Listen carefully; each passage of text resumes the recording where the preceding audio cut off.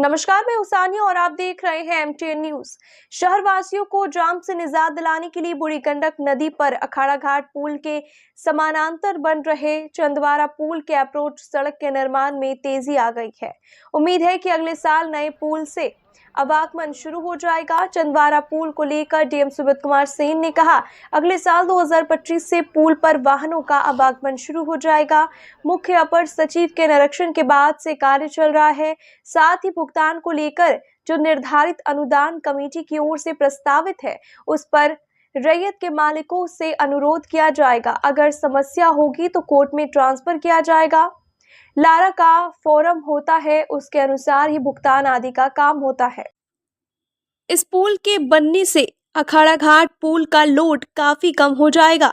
मुशहरी की ओर से आने वाले वाहन जिन्हें दरभंगा की ओर से जाना है, वे सीधे इस पुल होकर निकल जाएंगे। ये वाहन अभी एनएच होकर या शहर के अंदर से अखाड़ा घाट पुल होकर 0 माइल होते हुए निकलते हैं।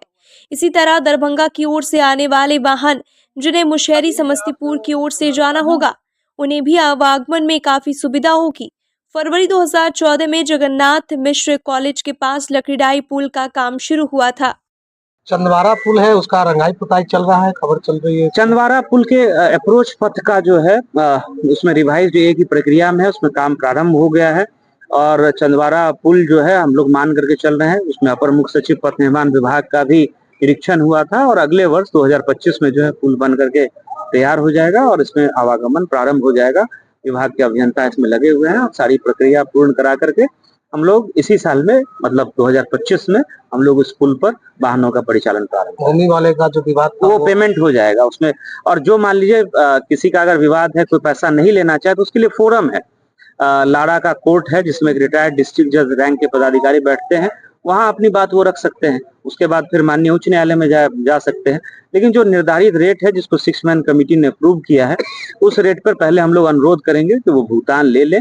अगर भुगतान नहीं लेते हैं तो हम लोग फिर कोर्ट में ट्रांसफर कर देंगे। वहां सरकार भी अपना पक्ष रखेगी और जो रैयत है जिनकी जमीन जा रही है वो भी अपना पक्ष रखेंगे। तो ये हम लोगों की रैयतों से बात हुई है और कमोबेश इसमें सहमति है।